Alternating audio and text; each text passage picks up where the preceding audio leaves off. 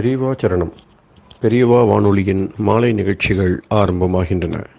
இன்றைய எமது நிகழ்ச்சிகள் நித்திய குரு பாதுகா பூஜா, ஸ்ரீ ரா கணபதி அவர்கள் எழுதிய புத்தகத்தின் ஒளிவடிவம், ஆன்மீக உரை, மகா பெரியவா மகிமை, உபன்யாசம். பெரியவா சரணம். பெரியவா சரணம். அடுத்த நிகழ்ச்சி நித்திய குரு பாதுகா பூஜை. शुक्लां भरदरं विष्णुं शशिवर्णं चतुर्भुजं प्रसन्नवदनं ध्यायेत् सर्वविघ्नोपशान्तये।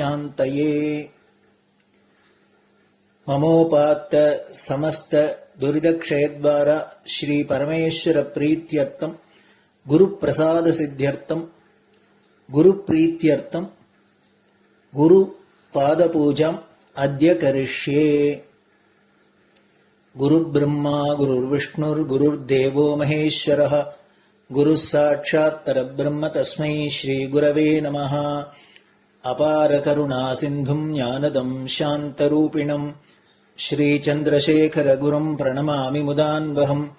सदाशिवसमारम्भां शङ्कराचार्यमध्यमाम् अस्मदाचार्यपर्यन्तां वन्दे गुरुपरम्पराम्. எல்லோரும் குருவை பெரிவாளை தியானம் பண்ணிண்டு அர்ச்சனை பண்ணுவோம். அஷ்டோத்திரம். பெரியவா அஷ்டோத்திரம் பல அஷ்டோத்திரங்கள் இருக்கு. அதுல எளிமையா சுலபமா எது இருக்கோ அதை நான் இப்ப சொல்றேன். எல்லோரும் இதை கேட்டுண்டே திருப்பி சொல்ல முடிஞ்சுவா சொல்லி சொல்லி பெரிவாளுக்கு பாதத்துல ஒவ்வொரு புஷ்பத்தை அர்ச்சனை பண்ணலாம். ओम श्री कांची कामकोटि पीठाधीश्वराय नमः. श्रीमत् चंद्रशेखरेन्द्र सरस्वती गुरुभ्यो नमः. संन्यासाश्रम शिखराय नमः. काषाय दंडधारिणे नमः. सर्वपीठापहारिणे नमः. स्वामिनाथ गुरवे नमः. करुणासागराय नमः. जगदाकर्षण शक्तिमते नमः. सर्वचराचर हृदयस्थाय नमः. ओम भक्त परिपालक श्रेष्ठाय नमः. धर्म परिपालकाय नमः. श्री जयेन्द्र सरस्वत्याचार्याय नमः. श्री विजयेन्द्र सरस्वती पूजिताय नमः. शिवशक्ति स्वरूपाय नमः. भक्ताभीष्ट प्रदायकाय नमः. ब्रह्मण्य पोषकाय नमः. ब्रह्म विष्णु शिवैक्य स्वरूपाय नमः. कांची क्षेत्रवासाय नमः. कैलाश शिखरवासाय नमः. स्वधर्म परिपोषकाय नमः. चातुर्वर्ण संरक्षकाय नमः. लोकरक्षण संकल्पाय नमः. ओम ब्रह्मनिष्ठापराय नमः. सर्वपापहराय नमः. धर्मरक्षक संतुष्टाय नमः. भक्तार्पितधन स्वीकर्त्रे नमः. सर्वोपनिषत् सारज्ञाय नमः. सर्वशास्त्रगम्याय नमः. सर्वलोक पितामहाय नमः. भक्ताभीष्ट प्रदायकाय नमः. ब्रह्मण्य पोषकाय नमः. नानाविध पुष्पार्चितपताय नमः. रुद्राक्ष क्रीडधारिणे नमः. भस्मोद्दोलित विग्रहाय नमः. सर्वज्ञाय नमः. सर्वचराचर व्यापकाय नमः. अनेक शिष्य परिपालकाय नमः. मनश्चाञ्चल्य निवर्तकाय नमः. अभयहस्ताय नमः. भयापहाय नमः. यज्ञपुरुषाय नमः. यज्ञानुष्ठान रुचिप्रदाय नमः. यज्ञसम्पन्नाय नमः. यज्ञसहायकाय नमः. यज्ञफलदाय नमः. यज्ञप्रियाय नमः. उपमानरहिताय नमः.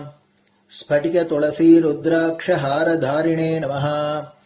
चातुर्वर्ण समदृष्टये नमः. ऋग्यजुस्साम अथर्वणादि चतुर्वेद संरक्षकाय नमः.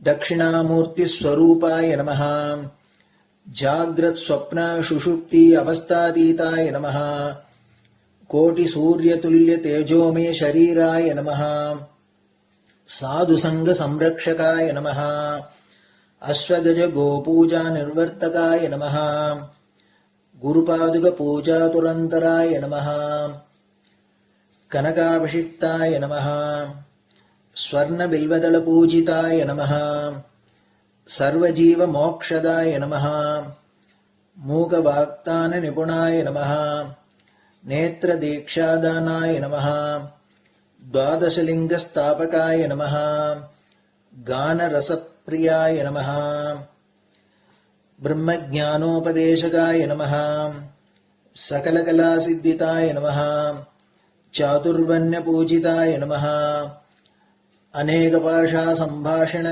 कोविताय नमः अष्टसिद्धिप्रदायकाय नमः ओम श्री शारदामठसुस्थिताय नमः नित्यान्नदानसुप्रीताय नमः प्रार्थनामात्रसुलभाय नमः पादयात्राप्रियाय नमः नानाविधमतपण्डिताय नमः श्रुतिस्मृतिपुराणज्ञाय नमः देवयक्षकिन्नरकिंपुरुषपूज्याय नमः श्रवणानन्दकरकीर्तये नमः दर्शनानन्दाय नमः अद्वैतानन्दभरिताय नमः अव्याजकरुणामूर्तये नमः शैव वैष्णवादिमान्याय नमः श्रीशङ्कराचार्याय नमः दण्डकमण्डलोहस्ताय नमः वीणामृदङ्गसकलवाद्यनाथस्वरूपाय नमः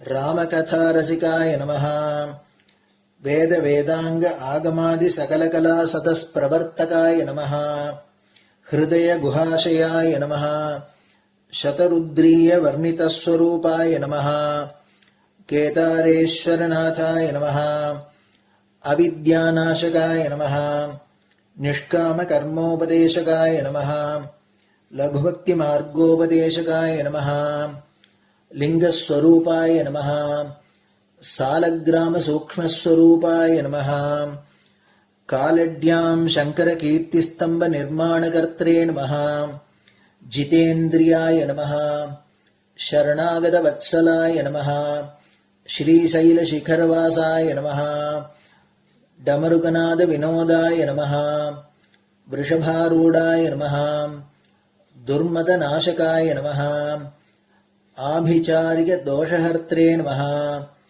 मिताहाराय नमः मृत्युविमोचकशक्त्याय नमः श्रीचक्रार्चनतत्पराय नमः दासानुग्रहकारकाय नमः अनुराधानक्षत्रजाताय नमः सर्वलोकख्यातशीलाय नमः वेङ्कटेश्वरचरणपद्मषट्पदाय नमः श्री महात्रिपुरसुन्दरी समेत श्री चन्द्रमौलीश्वर पूजाप्रियाय नमः श्रीमच्चन्द्रशेखरेन्द्र सरस्वती सद्गुरु परब्रह्मणे नमः गुरुभ्यो नमः परमगुरुभ्यो नमः परमेष्टिगुरुभ्यो नमः परात्परगुरुभ्यो नमः गुरुपरम्पराभ्यां नमः गुरुपादुकाभ्यां नमो नमः.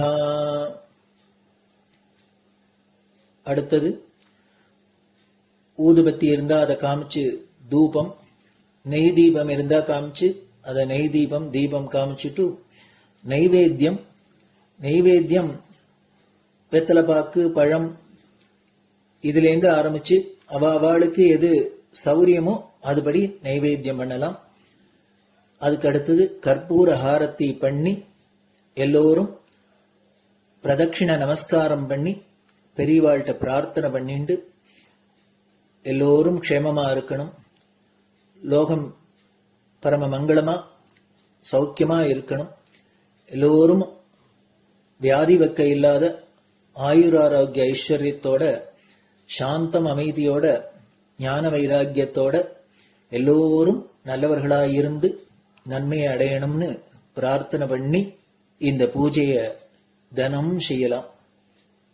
குரு பிரம்மா குருர் விஷ்ணுர் குருர் தேவோ மகேஸ்வரः குரு சாட்சாத் பரபிரம்ம தஸ்மை ஸ்ரீ குரவே நமஹ.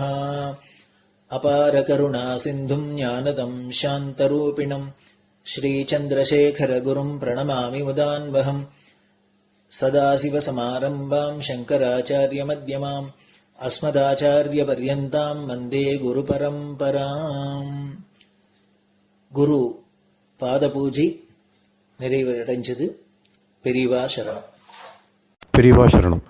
பெரியவா வானொலியில் நேயர்கள் அடுத்து கேட்க இருப்பது ஸ்ரீ ரா கணபதி அவர்கள் எழுதிய புத்தகத்தின் ஒளி வடிவம். அளிப்பவர் ஸ்ரீமதி உமா சங்கர் அவர்கள்.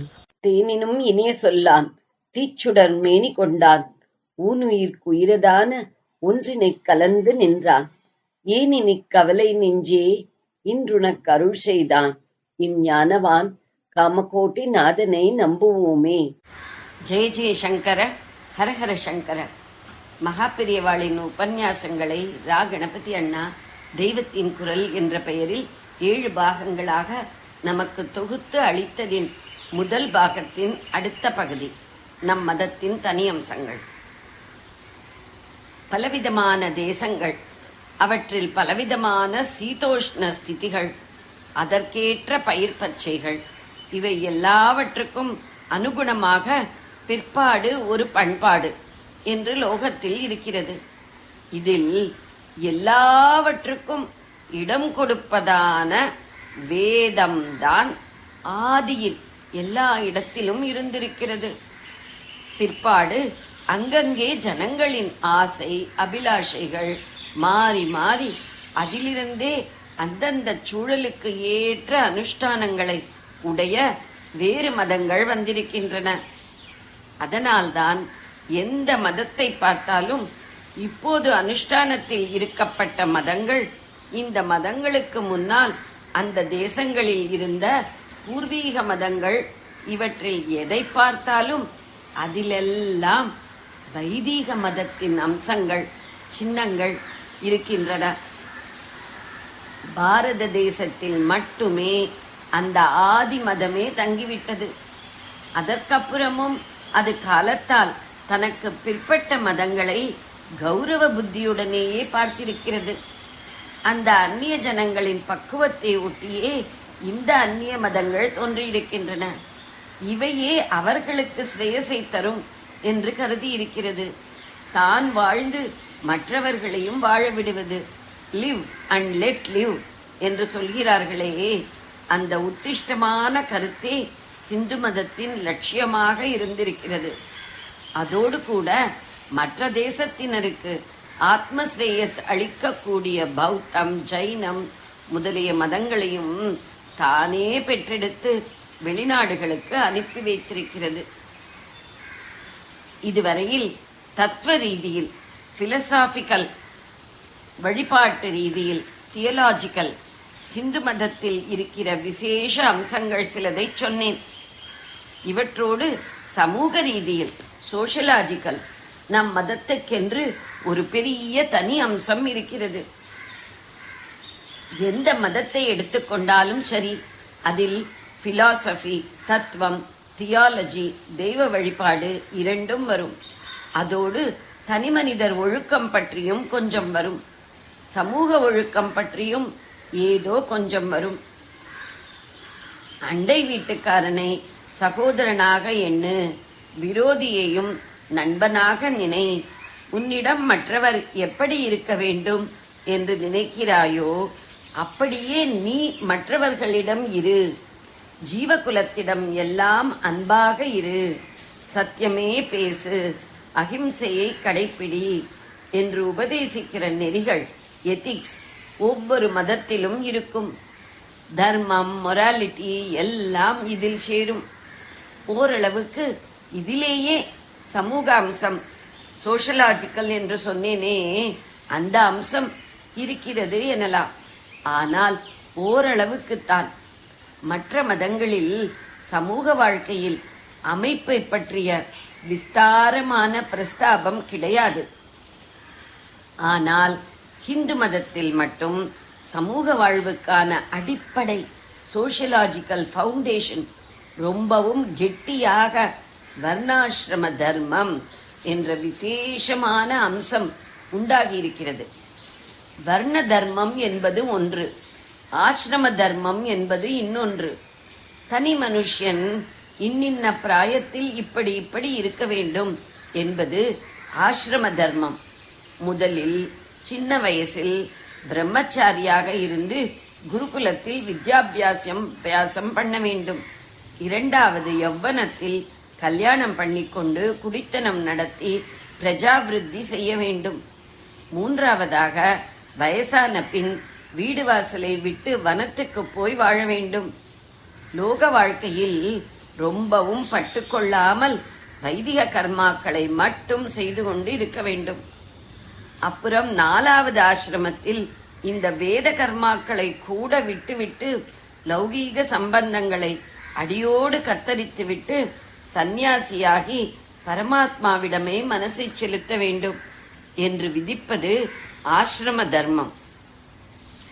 இந்த 4 ஆசிரமங்களுக்கு பிரம்மச்சரியம், கார்ஹஸ்தியம் கிரகஸ்த தர்மம், வானப்பிரஸ்தம், சந்நியாசம் என்று பெயர். இது தனி மனிதனுக்கான தர்மம். சமூகம், சொசைட்டி முழுவதற்குமான ஏற்பாடுதான் வர்ண தர்மம் என்பது. இப்போது ரொம்பவும் கண்டனத்துக்கு கிரிட்டிசிசம் ஆளாகி இருப்பது இந்த வர்ண தர்மம் தான். வர்ண தர்மத்தை ஜாதி பிரிவினை என்று பொதுவில் சொல்கிறார்கள். ஆனால் உண்மையில் வர்ணம் வேறு, ஜாதி வேறு. வர்ணங்கள் 4 தான், ஜாதிகளோ ஏகப்பட்டவை. பிராமணர் என்ற ஒரே வர்ணத்தில் ஐயர், ஐயங்கார், ராவ் என்று பல ஜாதிகள் இருக்கின்றன. 4வது வர்ணம் ஒன்றிலேயே முதலியார், பிள்ளை, ரெட்டியார், நாயக்கர் என்று பல ஜாதிகள் வருகின்றன. வேதத்திலும் யஜுர்வேதம், 3வது அஷ்டகம், 4வது பிரஷ்னம், தர்மசாஸ்திரத்திலும் பல ஜாதிகள் பேசப்படுகின்றன. அந்த பெயருள்ள ஜாதிகள் இப்போது இல்லை. அது எப்படியானாலும் ஜாதிகள் பல, வர்ணங்கள் 4 தான். நம் மதத்துக்கே பெரிய களங்கம்.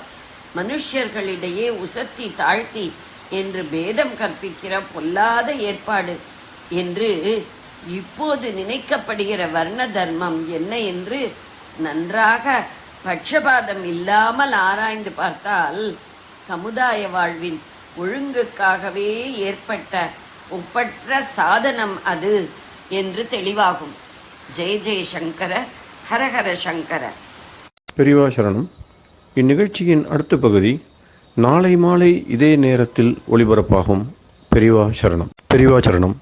பெரியவா வானொலியில் நேயர்கள் அடுத்து கேட்க இருப்பது திரு கவிக்கண்ணன் அவர்களின் ஆன்மீக உரை.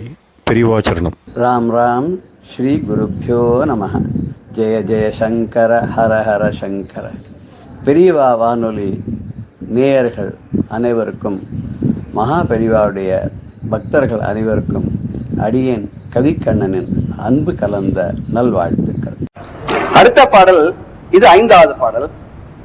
மகமாயை களைந்திட வல்ல பிரான் முகமாறும் மொழிந்தும் மொழிந்திலனே அகமாடை மடந்தையர் என்று அயரும் சகமாயுள் நின்று தயங்குவதே. மக மாயை களைந்திட வல்ல பிரான் முகம் ஆறும் மொழிந்தும் ஒழிந்திலனே அகம் மாட மடந்தையர் என்று அயரும் சக மாயையுள் நின்று தயங்குவதே.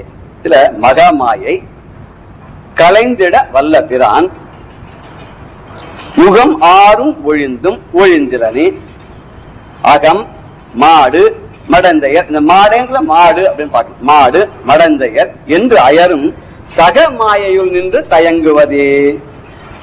மகமாயை அப்படின்னு சொன்னா வலிமை மிக்க பெரிய மாயை. இது பெரிய மாயை அப்படிங்கிறது என்னன்னா, அது பகவான் கிரியேட் பண்ற ஒரு மாயை. அவன் மனசால நினைக்கிறாங்க அந்த மாயை, அதுதான் மகா மாயை. அந்த மகா மாயைங்கிறது மகா மாயைன்னா அதான் திரோதானங்கிற மறைச்சுடுறானோ எல்லாத்தையும் அந்த பெரிய மாயா தான் மறைக்கிறான். அந்த 5 தொழில் பண்ணக்கூடிய பெருமாளுக்கு ஒண்ணு, இதுல ஒண்ணு சிருஷ்டி, அடுத்து வந்து காப்பாத்துறது, அதுக்கப்புறம் அழிக்கிறதுங்கிறான். இதுக்கு நடுவுல வளர்க்கறதுன்னு ஒண்ணு, மறைக்கிறதுன்னு ஒண்ணு, இந்த 2 தொழில் பண்றான். மொத்தம் 5 தொழில் புரியக்கூடியவனான பகவான் இருக்கான். சிருஷ்டி, ஸ்திதி, சம்ஹாரம் தவிர அதை வந்து திரோதானங்கிறத மறைக்கிறது, விருத்திங்கிறத வளர்க்கிறது, இப்படி ஒரு 5 தொழில் பண்றான். இந்த மாயர்களே அவன் என்ன சொல்றான், ததாத்மானம் சுஜாமியகம் பகவான் சொன்ன போது ஆத்ம மாயா சம்பவாமி ஆத்ம மாயான் கிருஷ்ணன், நான் எப்படி உண்டாகிறேன், எப்படி அங்க உத்பவிக்கிறேன்னா என்னுடைய ஆத்ம மாயை, என்னுடைய மாயினால வந்து அங்க வரேன்றான். அதான் மகா மாயை. அந்த மாயை நமக்கு புரியறது இல்ல, புரியாது அப்படின்னு சொல்றான். நமக்கு புரியாத பெரிய மாயை அது. அவனுடைய விளையாட்டுனால்தான் இத்தனை சிருஷ்டிகள் இருக்கு. ஆனா ஒரு நிமிஷம் நினைச்சா எல்லாம் போயிடும். அது மகா மாயை. சரி, மகா மாய்க்கு அப்புறம் இன்னொரு மாயை ஒண்ணு இருக்கணுமே, அது என்னன்னு பின்னாடி சொல்ல போறார். அந்த பெரிய மாயை கலைஞ்சிட வல்ல பிரான். யாருன்னா பிரான்னு பிரியன்னு அர்த்தம், பிரியமானவன் அந்த பிரான் அப்படின்னு சொல்றான். அப்பேற்பட்ட பிரான் எல்லாம் வல்லவன் அப்படின்னு அர்த்தம். இந்த உயிரினங்கள் எல்லாவற்றுக்கும் ரொம்ப பிரியமாக இருந்து அவர்களை பிரியாமல் என்றும் இருக்கக்கூடியவனாவன். பிரியாது அவர்களுடைய மனதிலே என்றென்றும் தங்கி அவர்களை காத்து ரட்சிக்கக்கூடியவன் இந்த முருக பெருமான். அவன் வந்து ரொம்ப வலிமை மிக்க மாயை கூட அவன் அழிக்கக்கூடிய சக்தி உடையவனாக இருக்கிறான். அவனுடைய முகம் 6 முகங்கள் இருக்கு இல்லையா, இந்த 6 முகங்களையும் ஒழிந்தும் ஒழிந்தலனே அப்படின்னார். இந்த 2-3 விதமான வியாக்கியானம் சொல்றான். ஒண்ணு, முகமாறும் ஒழிந்தும் ஒழிந்தலன்னு 6 முகம் 6 முகம் 6 முகம் எத்தனையோ தடவை கூறினாராம். அப்படி கூறி கூட பல தடவை சொல்லி கூட இன்னும் வந்து எனக்கு அதுல இருந்து ஓய்வு கிடைக்கல அப்படிங்கிறார். நான் இன்னும் ஞானத்தை அடையல, மத்ததெல்லாம் இன்னும் விடல, இன்னும் பந்தங்கள்லாம் பிடிச்சுன்னு உட்கார்ந்து இருக்கேன், இன்னும் பழையபடி இந்த மாயில உலக மாயில மாட்டிண்டு இதுதான் நிலையில உட்கார்ந்து இருக்கேன், இன்னும் இல்ல. 6 முகம் 6 முகம் சொல்லி சொல்லி சொல்லி எத்தனை பேர் சொல்லாச்சு, நாக்கமத்தான் சொல்லிட்டு இருக்கு. இது சொல்லும்போது என்ன ஞாபகம்னா, நம்ம எத்தனையோ பேர் வந்து பூஜை ஜபங்கள்லாம் பண்ணிட்டு இருக்கோம். ஆனா கான்சென்ட்ரேட்டா பண்றோமான்னு பார்க்கும்போது நம்ம 100 தடவை ஒரு ஜபம் பண்ணோம்னு சொன்னா அதுல வந்து ஒரு 10 தடவை சொல்லிருக்கிற ஜபம் தான் வந்து நியாயமா ஒத்துக்கூடியதா இருக்கும். சாதாரண ஏதோ ஒரு பொருள் வாங்கினா கூட ஒரு படி கடலை வாங்கணும்னு வச்சுங்களேன், அது ஒரு 5 கடலை 10 கடலை போயிடும். ஆனா அந்த ஜபம்னு எடுத்துக்கும் போது 5 கடலை 10 கடலை அவருக்கு தான் தேரும். ஏன்னா எத்தனையோ நமக்கு சிந்தனைகள், எத்தனையோ கட்டங்கள் அந்த ஜபத்துக்கு நல்ல. அப்பதான் நமக்கு வந்து எதோ தொந்தரவுகள்லாம் ஒரு டெலிபோன் அடிக்கும், ஒரு வாசல்ல பெல் அடிப்பாங்க, என்னென்னவோ நடக்கும். ஒரு 10 நிமிஷம் 15 நிமிஷம் ஒன்றும் பண்ண முடியாது. இப்படி என்ன இதுல மாட்டினுட்டோம்னு சொன்னா நமக்கு முக்கியமானதுல இருந்து வெளியே வர முடியல. ஆனா பகவான் நினைக்கிறானா, பெரியவா சொல்றா, மகா பெரியவா சொல்றா, இதை நான் ரைட்டுன்னு சொல்ல மாட்டேன், ஆனா இப்ப இருக்கிற ஸ்திதியை பார்த்தா பகவானோட ஒரு சந்தோஷப்பட்டுப்பான. இத்தனை இடங்களுக்கு நடுவே இந்த பகவான் நினைச்சுக்கிறானே, இதுக்காக அவனுக்கு ஏதாவது செய்யணும், ரொம்ப கொடுக்காட்டாலும் கொஞ்சமா கொடுப்போம், உடனே செய்யாட்டாலும் 10 நாள் கழிச்சா அவனுக்கு வந்து உங்க தொல்லைகள்லாம் நீக்க அவனுக்கு அருள் பண்ணுவோம் நினைப்பான். அதனால இதை கூட விட்டுடாதுங்க, இதை கூட விட்டுவிட கூடாதான், தப்பா சொல்றமே அப்படின்னு சொல்லி முக்கூர் சாமி ஒரு தடவை சொல்றாரு கதையில. பகவான் நாம தப்பு தப்பா சொல்லிட்டு இருக்கானா. இவர் நினைச்சாரு, என்ன இப்படி தப்பு தப்பா சொல்றானே, இது வந்து பாபம் இல்லையா அப்படின்னு சொன்னா கரெக்ட் பண்ணணும்னு நினைக்கிறான். அடுத்த நிமிஷம் வந்து பகவானை பார்த்து சொல்றானா, பகவானே நான் வருஷத்துக்கு ஒரு தடவை தான் வரேன் உன்னை பாக்கிறதுக்கு, நீ எனக்கு இவ்வளவு கட்டாட்ச வீட்சத்தினால எனக்கு இவ்வளவு சொத்து சுகம்லாம் கூட நான் சந்தோஷமா ஒரு குறை இல்லாத வச்சிருக்கே, இனிமேல் திருப்பி நான் அடுத்த வருஷம் தான் வரப்போறேன், இதே நாளுக்கு வந்து உங்களை பார்க்க போறேன், இது தெரியாது நீ என்ன எப்படி காப்பாத்திருக்கியோ ரட்சிச்சிருக்கியோ இதே மாதிரி அடுத்த வருஷம் வரைக்கும் நீ பண்ணணும், உனக்கு நன்றி சொல்றதுக்கு நான் வந்து உன்னை சேவிக்கணும். நான் நினைச்சுட்டான் சுவாமிகள், அடாடாடா அவன் தப்பா சொல்றதுக்கே பெருமா விலை கொடுத்துருக்கானே, நான் போய் உன்னை கரெக்ட் பண்றேன்னு போயிடு, நீ இப்படி சொன்னதெல்லாம் தப்புன்னு நான் சரியா சொல்லி கொடுத்து அவனுக்கு அது வராத, நமக்கே வம்புன்னு சொல்றதே நிறுத்திட்டாலும் அந்த பாவம் எனக்கு நான் வந்துடும். இப்படி வேணும் அவன் தப்பாவே சொல்லிட்டு போட்டோம், தப்பா சொன்னாலும் பகவானுக்கு அது பிரீத்தியா தான் இருக்க, ஏத்துக்கிறான், அவனே ஏத்துக்கும் போது நமக்கு என்ன அப்படின்னு சொல்லி ஒரு கதையில சொல்வார். அப்படி இங்க வந்து என்ன சொல்றாருனாக்க, இந்த சுவாமியை நம்ம நினைக்கிறதுக்கு நேரம் மேல மாட்டின்னு முழிக்கிறோம். அந்த மக மாயை களையக்கூடிய அந்த பெருமானை 6 முகம் 6 முகம்னு கூப்பிட்டாராம். கூப்பிட்டு கூட பாய் தான் சொல்லிட்டு இருக்கே தவிர எனக்கு இன்னும் ஞானம் வந்து இந்த உள்ளுணர்வோட அந்த பகவானை வந்து ஐக்கியமாகிறதுக்கு தெரியலன்னு ஒரு சொல்றாரு. இன்னொன்னு, ஒரு முகம் சொன்னாலே போறோம், எனக்கு ஞானத்தை கொடுக்கறது கண்ணா நீ இப்ப எல்லாம் இருக்கப்படாது, உனக்கு இதெல்லாம் நிலை கிடையாது, இதெல்லாம் விட்டுட்டு கொஞ்சம் கொஞ்சமா மேல வரத்துக்கு பாருன்னு ஒரு முகம் சொன்னா போருமா. ஆனா சுவாமி என்ன பண்ணா 6 முகத்தாலையும் சொன்னானா. இப்படி 6 முகத்தால சொன்னி எனக்கு அறிவு வரலையே என்றது சொன்னா போறாதோ, நீங்க வாங்க வாங்க கண்டிப்பா வரணும் அப்படிங்கிறோம். என்னதான் சொல்லிட்டு போற நான் வந்துடுறேன் சார், நீங்க கவலையே படாதுங்க, இத்தனை பேரையும் சொல்லணும், நான் கண்டிப்பா வந்து எது பிரேமையினால அந்த பகவானும் பிரேமையினால சொன்னா, ஒரு முகத்தால சொன்னா 6 முகத்தாலே சொன்னா, அப்ப 6 முகத்தால சொல்லி கூட எனக்கு இன்னும் ஞானம் வரலையே அப்படின்னு ஒண்ணு சொல்றார். இன்னொன்னு, முருகன் 6 முகனே நேர வந்து சொன்னான், அந்த சுவாமியே நேர வந்து இவருக்கு அருட் காட்சியை கொடுத்து உய்யக்கூடிய வழியை சொல்லி கொடுத்தாங்க. முருகனே வந்து சொன்ன அப்புறம் கூட நான் இன்னும் கடை தீராத உட்கார்ந்துருக்கேனுங்க. இப்ப இருக்க முடியுமான்னு அவர் வந்து தன்னை நொந்துக்கிறார். மற்றவெல்லாம் நோகப்படாது, யாரையும் சொல்ல முடியாது இல்லையா, தன்னை தானே சொல்லிக்கலாமே. தனக்கு சொல்லிக்கிற மாதிரி நமக்கு சொல்றாங்கலாம் பெரியவாள்லாம். தனக்கு சொல்லிக்கிற போது வந்து இதெல்லாம் போல நம்ம அதெல்லாம் படிக்குமா நமக்கு என்ன தோணும், நம்ம குற்றம் உள்ள நெஞ்சு குறுகுறன்னு சொல்லணும் இல்லையா. அது மாதிரி பார்க்கும்போது நமக்கு அதான் சொல்லிருக்காரு, தன்னை சொல்லிக்கிறவால சொல்லியிருக்காரு, இதெல்லாம் நமக்கு பொருத்தமா இருக்க அப்படின்ற மாதிரி ஒரு பெரியவா கிட்ட தான் போக வேண்டியிருக்கு. மறுபடியும் ஒரு புல்லா வியாபாரி நிறைய பொட்டி நிறைய புல்லா எடுத்துன்னு வந்துட்டு இருக்காங்க. அவன் வச்சுட்டு கீழே போட்டிருக்கான், வேரிய சைசஸ் இருக்கு, 4, 5, 6, 7 சைஸ் போட்டு நம்பர் போட்டு வச்சிருக்கான். நீங்க போய் கேட்டா என்ன சொல்றான், இது எல்லாம் ஒரே வேலை தான் சாமி, நீ எதை வேணாலும் எடுத்துக்கோ, உன் தலைக்கு எதுவும் சூட் ஆகுதோ எடுத்துக்கோங்கலாம். இவன் எடுத்து தலையில போட்டு போட்டு பார்த்து ஒன்னா போட்டு பாக்கலாம். ஆனா அவன் தலைக்கு எதுவும் சூட் ஆகுதோ அதை எடுத்துன்னு போறான். அது யார் தப்பு? இவனுக்கு அதுக்கு சம்பந்தமே பண்ணியாச்சு, போட்டாச்சு, அவன் தலைக்கு சூட் ஆகுது அவன் போட்டுட்டான். இது கொடுத்ததுனால வந்து இவனுக்கு சாய்ஸ் கிட்ட கொடுத்தாச்சு, இதை எடுத்துக்கோ, அவன் இது நல்லது அது நல்லது கொடுத்தான். எல்லாமே ஒத்தியானம் தான் சாமி நம்ம கிட்ட, எல்லாருக்கும் ஒரே வேலை, எது வேணா எடுத்துக்கோ. அதான் சுவாமி வந்து சொல்லிட்டான், இப்படிதான் நல்லது உனக்கு எல்லாத்தையும் சொல்லிட்டேங்க. இப்ப முருகனே நேரம் வந்து சொல்லியாச்சு. அதுக்கப்புறம் இந்த வாழ்க்கை அமைச்சுக்கிறது இந்த புல்லா எடுத்துட்டு போனவன் அவனா பார்த்து எல்லாத்தையும் போட்டு பார்த்து எடுக்கணும் இல்லையா. இதுல வந்து நஞ்சு போகாத இருக்கா, தன் தலைக்கு சரியா இருக்குதா, நீங்க எடுத்துன்னு போனப்ப அந்த புல்லாதாரம் ஏமாத்திட்டான்னு சொன்னா பிரயோஜனம் இல்லை இல்லையா. அது மாதிரி இங்க பகவான் அத்தனையும் சொன்ன அப்புறம் பகவான் நமக்கு வந்து ஐயோ என்ன தெய்வமே இப்படி பண்ணிட்டேங்கிறோம், நாம கூட கண்ணு இல்லையா அப்படிங்கிறோம். அது கண்ணு இல்லையான்றதுக்கு சுவாமி என்ன சொல்றாருனாக்க, மகாசாமி சொல்றார், அவன் நிஜமாவே அத்தனை கண்ணையும் இல்லையா இல்லையான்னு கேட்கிறோமே, அவன் கண்ணால பார்த்தன அத்தைக்கு நமக்கு தண்டனை கொடுக்கறது ஆரம்பிச்சான்னு எங்க போய் நிக்கிறது. அந்த கருணாமூர்த்தியான பகவான் என்ன பண்றானோ இத்தனையும் பார்த்துட்டு பார்க்காதவா இருக்கானோ, அதனாலதான் நிறைய நல்லதுன்னு நடக்கிறது தான். அவன் பார்த்ததுக்கெல்லாம் தண்டனை கொடுக்கறது நமக்கு கெட்டதானா நடந்துட்டு இருக்கணும், தண்டனையானா கொடுத்துட்டு இருக்கணும் முடியாது. அதுக்காக வந்து அவனுடைய கருணாமூர்த்தி தான், அவனுடைய கருணா கட்டாட்சம் நமக்கு இருக்கிறதுனால தான் நம்ம தாங்குற சக்தியா நமக்கு இருக்கு. எத்தனை பேர் கட்டப்பட்டு திண்டாடுற போது நம்ம கட்ட வந்தா கூட தாங்குற சக்தியை கொடுக்கிறானே, அதுவும் பகவானுடைய அருள் தான் அப்படின்னார். சரி, முகமாறும் ஒழிந்தும் ஒழிந்தலன்னு 6 முகத்தை பல காலம் நினைந்து ஒழிந்தலனே கூறவில்லையே. முகமாறும் ஒழிந்து ஒழிந்தலனே, இந்த 6 முகத்தையும் என்னென்னும் கூறி அதை ஸ்தோத்திரம் பண்ணி, நீதான் எனக்கு என்னன்னைக்கும் கதி, நீதான் உன்னை விட்டா வேற இல்லைன்னு அப்படி ஸ்தோத்திரம் பண்ணி தொழுது பூஜை பண்ணவே இல்லையே, ஒழிந்தலனே இதான் பண்ணவே இல்லையே அப்படின்னா. ஒரு முகம் வந்து 6 முகமும் கொண்டவனை பற்றி கூறியும் தருவது. ஒரு முகம் உள்ள சாமிகள் எத்தனையோ இருக்கு, இந்த 6 முகத்தை உடைய சாமி அவனை போய் நான் ஸ்தோத்திரம் பண்ணி எல்லாம் பண்ணேன், அவங்களோட காட்சியும் கிடைச்சது.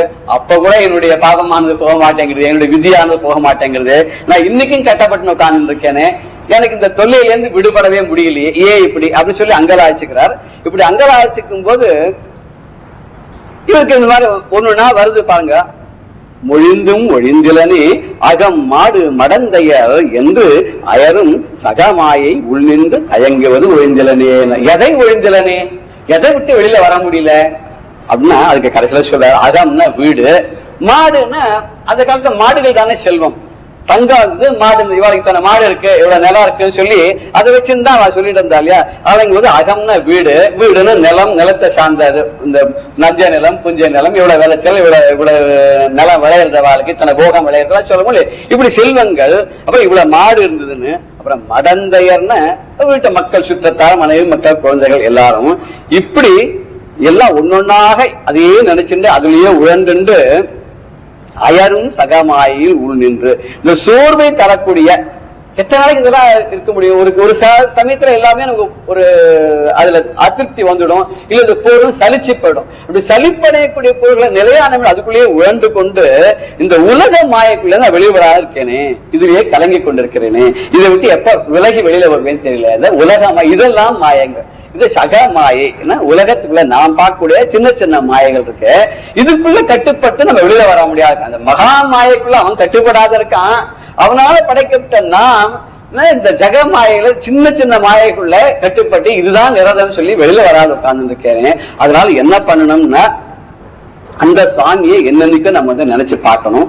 அவனையே நினைத்தோமானால், அவனையே பணிந்தோமானால் அது நமக்கு நல்ல சாயுஜத்தை கொடுக்கும்னா, அது எப்பேற்பட்டவன் அவன்? அந்த பரமாத்மா இருக்கானே அவனுக்கு 6 தலைன்னு சொன்ன, முகமாறும் ஒழிந்தும் ஒழிந்தலனேன்னார். அவனை பணிந்தால் என்ன கிடைக்கும் அப்படின்னார். 6 தலை படைத்தவனை அன்றியாம் உலகினிலே வேறு தலை உடையோரை வேண்டுவது ஏதுமில்லைனார் ஒரு புலவர். 6 தலை படைத்தவன், 6 முகங்களை கொண்ட அந்த முருகன் இருக்கானே, அவனை அன்றி உலகில் அவனை தவிர வேற உலகத்துல வேறு தலை உடையவரை வேண்டுவது ஏதுமில்லையினர். வேற தலை இருக்கக்கூடிய, அதாவது மற்ற தெய்வங்களை போக மாட்டேன், உன்னை தவிர வேற யார்ட்டையும் போக மாட்டேன்னு அபிராமியை பார்த்து சொன்னாலே அபிராமி என்றாதுல. அதே மாதிரி இவர் என்ன சொல்றாருனாக்க, அந்த 6 முகத்தை தவிர யார்ட்டையும் வேற தலை உடைய தெய்வங்கள் யார்ட்டையும் போக மாட்டேன். தொதன்யப்பானேபியாம் அபயவரதோ சொன்ன மாதிரி, ஆச்சாரியர் சொன்ன மாதிரி, ஏன்னா மாறு தலையற்றவனை மாசரவே பணிவார்கள். மாறு தலையற்றவன் 6 முகம் இருந்தாலும் அந்த மாறுதலே கிடையாது. 6 ஒரே மாதிரி அருளைத்தான் பண்ணுமா.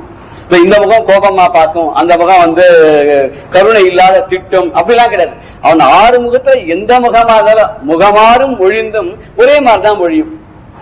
அது ஒரே அருளைத்தான் செய்யும். அப்படி அனுகிரகம் பண்ணக்கூடிய 6 முகம் இருக்கு. அப்படி மாறுதலே இல்லாதற்கானே அவனை மாசரவே பணிவார். குற்றம் இல்லாமல் மனப்பூர்வமாக தொழக்கூடியவர்கள் ஆறுதலை அடைவதும் அவனியிலே மிகன்றோன்னு. ஆறுதலை அடைவதுன்னா அவளை சாந்தியை அடைவதுன்னு சொல்லலாம். ஆறுதலை அடைவது அது ஆறுதலை முருகனையே தனக்கு சொந்தமாக அடையக்கூடியது. இப்படி அடைவது உண்மையிலேயே இந்த உலகத்துல மெய்யானது இல்லையோ அதுதான். எது உண்மை, எது மெய்ப்பொருள் அப்படின்னு சொன்னா இதுதான் மெய்ப்பொருள்னு. ஆமா, இதுதான் சான்று சொல்லுங்களேன். 6 முகம் தான் ஏன் ஒரே மாதிரி இருக்குன்னு சொல்லி இப்படின்னார்.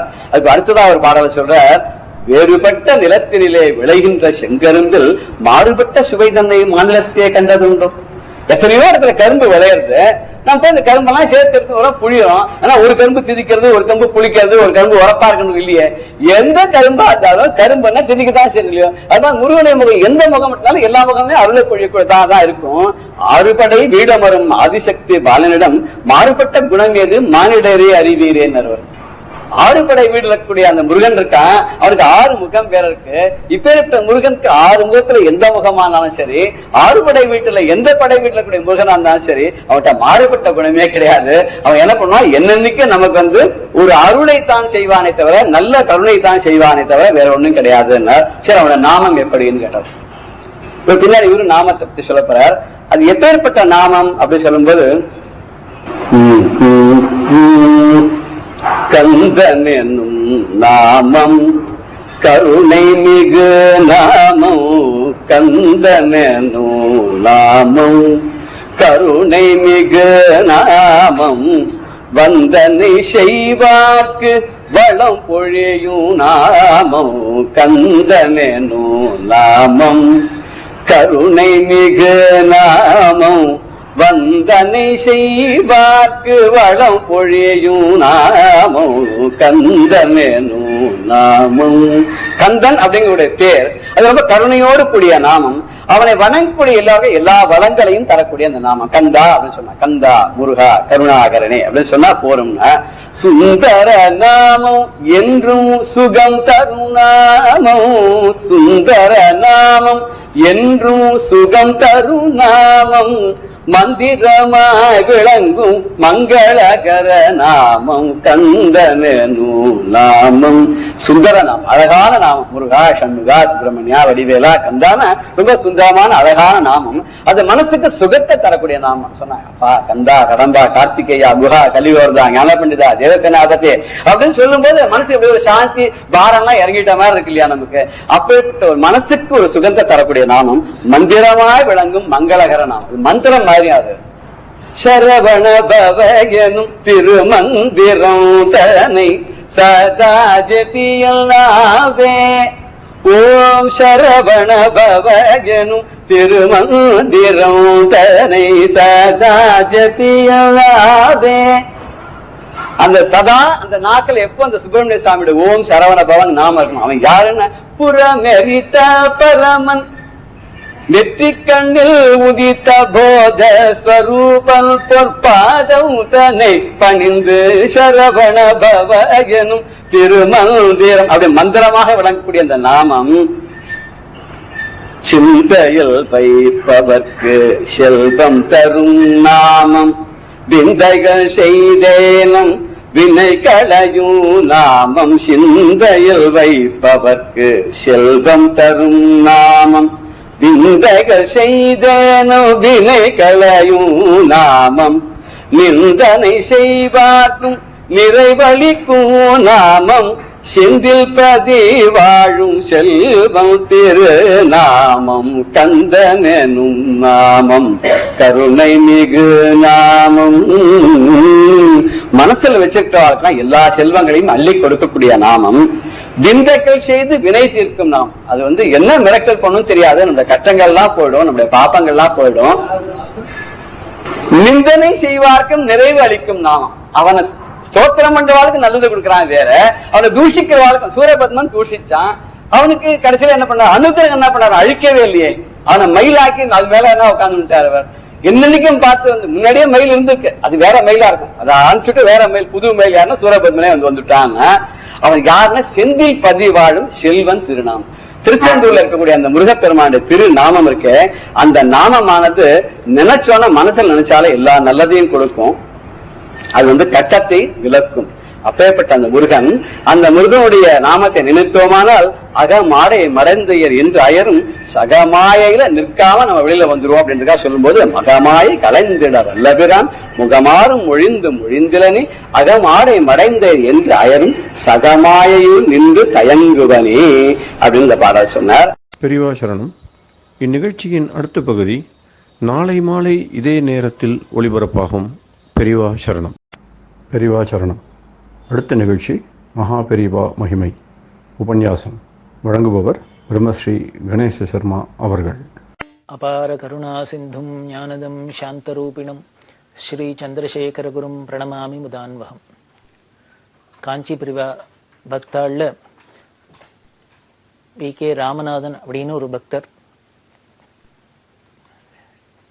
இவர் செங்கல்பட்டு டிஸ்ட்ரிக்ட் கோர்ட்ல ஹெட் கிளார்க்கா உத்தியோகமா இருந்தார். இவர் மாசம் அனுஷத்துக்கு காஞ்சிபுரம் போய் காமாட்சி அம்பாளுக்கு திருசதி அர்ச்சனை பண்ணி அந்த பிரசாதத்தை எடுத்துன்னு போய் பெரியவாளுக்கு சேர்த்துட்டு பெரியவாளை தரிசனம் பண்ணிட்டு வருது அப்படிங்கிறது ஒரு நியமமா வச்சிருந்தார். இப்படி பல சமயம் தரிசனத்துக்கு போறதே சில சமயங்கள்ல ரொம்ப கூட்டமா இருக்கும், சில சமயங்கள்ல கூட்டம் இல்லாதையும் இருக்கும். இப்படி எல்லாருக்கும் பல விதமான அனுபவங்கள் அப்ப இருக்கும். அப்படி ஒரு தரம் பேருக்கிறது ஒரே கூட்டமா இருக்கு, இவர் எங்கேயோ ஓரமா நின்று இருக்கார் பிரசாதத்தை வச்சுட்டு. பெரியவா என்னம்னா தங்கிட்ட கைங்கிரம் என்றவள்கிட்ட சிரஸ்தார கூப்பிடு அப்படின்னு கையை காமிச்சு சொன்னா. இந்த கூட்டத்துல யாரு சிரஸ்தார் ஒருத்தருக்கும் ஒன்றும் புரியல. உடனே இந்த கைங்கிரம் என்றவர், இங்க சிரஸ்தார் யாரு, சிரஸ்தார் பெரியவா உத்தரவு பண்றா, கூப்பிடுறா அப்படின்னு. இந்த சிரஸ்தார்ங்கிறது இந்த கோர்ட்ல இருக்கிற ஒரு உத்தியோகமான இருக்கிற ஒரு பதவி அப்படின்னு. இந்த கோர்ட்ல உத்தியோகமா இருந்ததுனால இந்த ராமநாதனுக்கு தெரியும். இவர் என்ன பண்ணினார், யாரோ பக்கத்துல போய் யாரோ சொல்லியிருக்கா, இந்த ராமநாதன் தெரியும் போல இருக்கு. அவ என்ன பண்ணினா, சிரஸ்தார் இங்க யாரும் இல்ல, ராமநாதன் தான் கோர்ட்ல இருக்க கிளர்க்கு வந்திருக்காரு, அவர் தான் வந்திருக்காரு, அவர் தான் கூப்பிடுறேன் அப்படி வா அப்படின்னு கூப்பிட்டா கிடைக்கிறார். வந்தார், பிரசாதத்தை கொடுத்தார். பிரசாதத்தை கொடுத்தோன்னு உடனே பெரியவா கிட்ட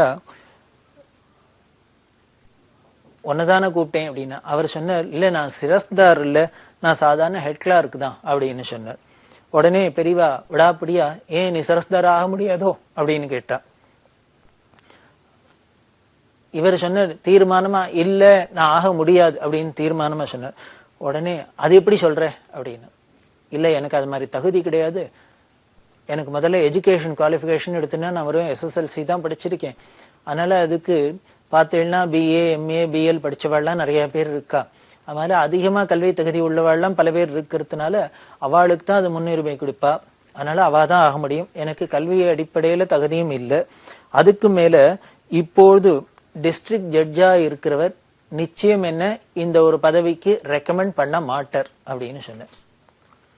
ஏன் நமக்கே தெரியும், ராகத்வேஷங்கள்னால யாரும் பண்ண மாட்டா அப்படிங்கிறதுனால இவர் பண்ண மாட்டா அப்படின்னு இவர் சொன்னார். இப்படி எல்லாம் பெரியவாளுக்கு இவர் எக்ஸ்பிளைன் பண்றார். இது மாதிரி எல்லாம் இருக்கிறதுனால எனக்கு மேலதிகாரி இருக்கிற ஜட்ஜும் சிபாரிசு பண்ண மாட்டார், அதுக்கு மேல எனக்கு கல்வி தகுதியும் இல்லை, இன்னும் பல பேரும் இருக்கா, அதனால எனக்கு இது கிடைக்கிறதுக்கு சான்ஸே இல்லை, கிடைக்கவே கிடைக்காது அப்படின்னு பெரியவாள்கிட்ட விவரமா சொன்னார். பெரியவா ஒன்னும் அதை பத்தி பெருசா அல்ட்டிக்கல, இவர் ஏதோ சொல்ற குழந்தை சொல்றாப்புல இருக்கு, பெரியவா கேட்டுன்னு பேசாத விட்டுட்டா. இவர் பிரசாதம் கொடுத்தா அனுப்பிச்சுட்டா, திரும்பி வந்துட்டார். சில நாள் ஆச்சு. கொஞ்ச நாளைக்கு அப்புறம் இவர் அனுஷத்துக்கு போயிருக்கா இல்லையா, அடுத்த சில நாட்கள்லயே இவ கோர்ட்டுக்கு, செங்கல்பட்டு கோர்ட்டுக்கு மெட்ராஸ் ஹை கோர்ட்லேருந்து சில அதிகாரிகள்லாம் இன்ஸ்பெக்ஷனுக்கு வந்தா, திடீர்னு இன்ஸ்பெக்ஷனுக்கு வந்தா. அப்படி இன்ஸ்பெக்ஷனுக்கு வந்தவா இன்ஸ்பெக்ட் பண்ணிவிட்டு இந்த ராமநாதனோட வேலையை பார்த்தா, இவரோட வேலையோட அந்த கெட்டிக்காரத்தனம் திறமை எல்லாத்தையும் பார்த்துட்டு அவ என்ன பண்ணிட்டா, ஹைகோர்ட் ஜட்ஜுக்கு ஒரு கான்ஃபிடென்ஷியல் ரிப்போர்ட் எழுதி வச்சுட்டா. அதுல என்ன எழுதியிருக்கா அப்படின்னா, இந்த செங்கல்பட்டு டிஸ்ட்ரிக்ட் கோர்ட்ல சிரஸ்தார் பதவிக்கு இந்த ராமநாதன் தான் ரொம்ப பொருத்தமான ஆளு, அவ்வளவு திறமைசாலியா இருக்காரு, இவருக்கே இதை கொடுக்கலாம் அப்படின்னு ஒரு கான்ஃபிடென்ஷியல் ரிப்போர்ட் இந்த இன்ஸ்பெக்ஷனுக்கு வந்தவா அனுப்பிச்சிருக்கா, கொடுத்துருக்கா. இதான் கான்ஃபிடென்ஷியல் ரிப்போர்ட் ஆச்சு, ராமநாதனுக்கும் தெரியாது. அவ அந்த இன்ஸ்பெக்ஷனுக்கு வந்துட்டு போய் அவ ரிப்போர்ட் கொடுத்துட்டு போய் அதுக்கப்புறம் சில நாள்ல என்ன ஆயிடுச்சுன்னா, திடீர்னு இவருக்கு ஒரு உத்தரவு வந்தது, ஆர்டர் வந்தது. என்னன்னா, இவரை சிரஸ்தாரா பதவியில நியமிச்சு இவரை நியமனம் பண்ணின ஆர்டர். இதை பார்த்தோன்னு தூக்கி வாரி போட்டது இவருக்கு. அன்னைக்கு பெரியவா கேட்டா, ஏன் சிரஸ்தாரா ஆக முடியாதான்னு கேட்டா அப்படின்னா, இன்னைக்கு ஆக முடியாதா இல்ல, ஆயாச்சு, ஆர்டர் வந்துடுத்து. இது எப்படி என்ன அப்படிங்கிறது இந்த மாயம் புரியவே இல்லை. அதுக்கப்புறம் தான் இந்த இன்ஸ்பெக்ஷனுக்கு வந்தவாள்லாம் இவரோட திறமையை பார்த்துட்டு கான்ஃபிடென்ஷியல் ரிப்போர்ட் கொடுத்து அது அப்ரூவ் ஆகி வந்திருக்கு அப்படிங்கிறது அப்புறம் தான் தெரிஞ்சுது. இவருக்கு ஒரே என்ன சொல்றது, ஆச்சரியத்துல உறைஞ்சு போய் நிற்கிறார். மற்றவாளுக்கெல்லாம் ஒரே ஆச்சரியம், என்னையாது திடீர்னு இந்த ஆளுக்கு வந்துடுத்து, இவருக்கு கல்வி தகுதியும் இல்லை, இவரை ஒருத்தரும் சிபாரிசு பண்றதுக்கும் ஒருத்தரும் ஆளு இல்லை, ஆனா எப்படி வந்துடுத்து, இது என்ன மாயமா இருக்கு அப்படின்னு எல்லாரும் அவளுக்கு பாவம் சிரமப்பட்டு இருக்கா. இவருக்கு ஒரே த்ரில்லா இருந்தது, சந்தோஷமா இருந்தது இல்லையா. இதை எடுத்துன்னு உடனே இந்த செய்தியை பெரியவாள்கிட்ட சொல்லணும் அப்படின்னா அதுக்குள்ள அடுத்த அனுஷம் வந்துடுத்து. அடுத்த அனுஷத்துக்கு வந்தார். எப்பொழுதும் வராப்புல அடுத்த அனுஷத்துக்கு வரத்தை காமாட்சிக்கு போய் திருஷதி அர்ச்சனை பண்ணி குங்கும பிரசாதத்துன்னு பெரியவாள்கிட்ட வந்திருக்கு. இப்ப பெரியவா என்ன பண்ணா, இவர் வந்து பிரசாதத்தை வச்ச உடனே இவரை பார்த்து அப்படின்னு தலையில அபிநயம் பண்ணி காமிக்கிறார், சிரஸ்தாரம். இப்போ உன்னை கூப்பிடலாமோ இல்லையோ சிரஸ்தார்னு அப்படின்னா. ஏன்னா போன அனுஷத்துக்கு வந்துடுத்தே சிரஸ்தார்னா நான் சிரஸ்தார் இல்லை, ஆக முடியாதுன்னு சொன்னவர் அடுத்த அனுஷத்துக்குள்ள என்ன ஆயிட்டேன்னு சிரஸ்தாரா பதவி உயர்வே அடைஞ்சுட்டார், வந்தாச்சு, இப்ப நான் கூப்பிடலாமான்னு சிரிச்சா. இவர் என்ன பதில் சொல்லுவார், வாயடைச்சு பிரமிச்சு போய் நிற்கிறார். அவர் தான் சொல்லுவார், தெய்வ சங்கல்பத்தை யாரால அனுப்பிச்சுக்க முடியும், அவளுக்கு தான், ஈஸ்வரனுக்கு தான் தெரியும். அவ சிரஸ்தாரா அன்னைக்கே ஆக்கிட்டா போல இருக்கு, அன்னைக்கே அவ ஆர்டர் போட்டாச்சு, சிரஸ்தார கூப்பிடு, சிரஸ்தார கூப்பிடத்தையே ஆர்டர் போட்டாச்சு. அதனால பெரியவா ஆர்டர் போட்டுருத்தனால, சர்வேஷன் அவ ஆர்டர் போட்டுருத்தனால இப்ப லௌகீகத்துல தானே இது நடக்கிறது அப்படின்னு தெரியறது. இதுதான் ஈஸ்வர சங்கல்பம். இந்த ஈஸ்வர சங்கல்பத்தை அவரோட அந்த மகா மனசை உத்தராலையும் புரிஞ்சுக்க முடியாது அப்படின்னு ராமநாதன் மெய்மருந்து இதை ஒரு பெரிய மறக்க முடியாத தன்னோட வாழ்க்கையில நிகழ்ச்சியா அவர் நினைச்சு ஒரு பெரியவாளை நினைச்சு. அதே மாதிரி அவர் பொண்ணுக்கு கல்யாணம் பண்ணும். அந்த கல்யாணம் பண்றதுக்காக கொஞ்சம் பண வசதி எல்லாம் போறல, பணம் யாற்றேன்னு கடன் கேட்கலாம் அப்படின்னா காஞ்சியில ஒரு தெரிஞ்ச ஒரு முதலியார், நல்ல ஒரு ஜவுளி கடை வச்சிருக்க ஒரு பெரிய நல்ல ஸ்திதியில இருக்கிறார். அவர்கிட்ட கடன் கேட்டிருந்தார். அவர் என்ன பண்ணியிருந்தார், ஒரு நாளைக்கு ஒரு குறிப்பிட்ட நாளை சொல்லி அன்னைக்கு மத்தியானம் 3 மணிக்கு வாங்க சாமி, வந்து வாங்கிட்டு போங்க அப்படின்னு சொல்லியிருந்தார். இவர் அந்த கடனை வாங்கிக்கிறதுக்காக வரப்போற காஞ்சிபுரத்துக்கு வரத்தே என்ன பண்ணினார், பெரியவாளை தரிசனம் பண்ணணுமே, பெரியவாளை தரிசனம் பண்ணிட்டு அப்புறம் போகலாம் அப்படின்ட்டு. பெரியவாள்கிட்ட வந்தா பெரியவா இவரோட அன்னைக்கு என்னமோ தெரியல ரொம்ப ஃப்ரீயா இருந்தா, இவர்கிட்ட பேச ஆரம்பிச்சா. எல்லாம் என்னமோ மற்ற கதையெல்லாம் பேசின்னு இவரெல்லாம் பேசிட்டே இருக்கா. பல விஷயங்கள் இவர்கிட்ட பெரியவா பேசுறா. இதுக்கு முன்னாலாம் இது மாதிரி பல சந்தர்ப்பங்கள் வந்திருக்காரு. இப்படி எல்லாம் இவ்வளவு டீட்டெயிலா இவ்வளவு என்னமோ ஒரு பெரிய அரட்டை அடிக்கிறாப்புல பெரியவா பேசினதே கிடையாது. இன்னைக்கு என்னமோ இப்படி பேசுறாளே அப்படின்னு அவருக்கு சந்தோஷம். ஆனா ஒரு பக்கம் கவலையாவும் இருக்கு. ஏன்னா நேரம் ஆயிண்டே இருக்கு. 3 மணிக்கோ கடன் கொடுக்கறவர் வர சொல்லி இருக்கார். அந்த டயத்துக்கு போகணும் அப்படின்னா பெரியவா 1:30 ஆச்சு, 2 ஆச்சு, 2:30 ஆச்சு, இன்னும் உத்தரவே கொடுக்கல, பாட்டுக்கு பேசிட்டே இருக்கா. இவர் நெளிஞ்சுட்டே இருக்கார். அப்புறம் முள்ள சொன்னார், இல்ல நான் இங்க ஒருத்தரை பார்க்க போகணும் அப்படின்னா பெரியவா அதையும் காதுல வாங்கிக்கல, இவர்கிட்ட கதையை பேசினக்கா. இப்படியே பேசி என்ன ஆச்சுனர், ஒரு 5:30 மணிக்கு உத்தரவு கொடுத்தா. சரி நேரம் ஆச்சு, நீ உனக்கு போயிட்டு வா அப்படின்னு உத்தரவு கொடுத்தா. இவர் 5:30 ஆயிடுத்து. 3 மணிக்கு வர சொன்னவர்கிட்ட 5:30 மணி ஆயிடுத்துன்னா 2:30 மணி நேரம் லேட் ஆல்ரெடி. இவர் என்ன பண்ணுறது, விட்டா போறோம் அப்படின்ட்டு பெரியவாள்கிட்டேருந்து ஓடி வந்து அந்த முதலியார்ட்ட போகலாம் அப்படின்னு போனா, அவர் இவரை பார்த்தோன்னே வாங்க வாங்க வாங்க ராமநாதன் வாங்கோ, நல்ல வேளை இப்பதான் வரேள் நீங்க, பரம சந்தோஷம் அப்படின்னு சொல்ற. இவர் என்னடாது வருத்தப்பட்டுன்னு போறாரு, கடன் கொடுக்குறவர் இனியாவது வந்து சொன்ன டயத்துக்கு வரல, நான் தரமாட்டேன்னு தான் மூடு மாறிடுவோம் அப்படின்னு நம்ம கவலைப்பட்டு இருக்கிறது. அதுவும் கல்யாணம் கடன் வேற, கல்யாணத்துக்குன்னு வாங்குற கடன். இவர் கவலைப்பட்டுன்னு போறது, அவர் பரம சந்தோஷமா கூல வாங்க நல்ல வேலை இப்பதான் வரையல அப்படின்னு அவர் சொல்ற. அவர் சொன்ன, நான் கொஞ்சம் வெளியில போனது போயிட்டு இப்பதான் வந்தேன், நீங்க இங்க வந்து காத்துட்டு இருக்க போறவளேன்னு நான் கவலைப்பட்டிருந்தேன், நல்ல வேலை நீங்க இங்க வரல். இன்னொன்னு அப்புறம் தான் பார்த்தேன், 6 மணிக்கு அப்புறம் தான் ராகுகாலம் போறது. நம்ம முன்னாலேயே வர சொல்லிட்டுமே, கல்யாணத்துக்கு நீங்க பணம் வாங்கிக்கிறேன், அதனால ராகுகாலம் கழிச்சு கொடுக்கலாம், நல்ல நேரமா இருக்குமே நினைச்சுட்டே இருந்தேன். அதெல்லாம் சொல்லலையே, நம்ம பாட்டுக்கு அவசரப்பட்டு 3 மணிக்கு வர சொல்லிட்டுமே நினைச்சிருந்தேன், நல்ல வேலை நீங்க வந்தேள் அப்படின்னு. பெரியவா 5:30 மணிக்கு தானே விட்டுருக்கா, இவர் இப்படியும் வரத்துக்கு 6 மணி ஆயிடுத்து. இப்படி சொல்லி அவர் பணத்தை கொடுத்தோன்னே இப்ப ராமநாதனுக்கு ஒரே சந்தோஷம். எப்படி இருக்கும் அந்த மனோபாவத்துல, அந்தந்த ஸ்திதியில இருந்து அவளா இருந்து நம்மள அவளை மாதிரி இடத்துல நம்மளை பாவிச்சுட்டாதான் இந்த ஆனந்தத்தை பூர்ணமா அனுபவிக்க முடியும். அப்படிதான் இந்த ராமநாதனுக்கு நடந்தது. அவர் உடனே பணத்தை கொடுத்தாரு, அவர் வாங்கிட்டு வந்து கல்யாணம்லாம் சௌக்கியமாச்சு. அப்படின்னா பெரியவா காரிய காரணம் இல்லாத அங்க ஒரு எந்த ஒரு அசைவும் நடக்கிறது இல்லை, நிகழ்ச்சியும் நடக்கிறது இல்லை அப்படிங்கிறதுக்கு இதெல்லாம் ஒரு உதாரணமா இருக்கு. பெரியவா லேட் பண்ணினால்னா அந்த சந்நிதியில போனாக்க என்னமோ ஏதோ காரணம் இருக்கும் அப்படின்னு தெரியும். பல பேருக்கு பல நிகழ்ச்சிகள் நாம கேள்விப்பட்டிருக்கோம்.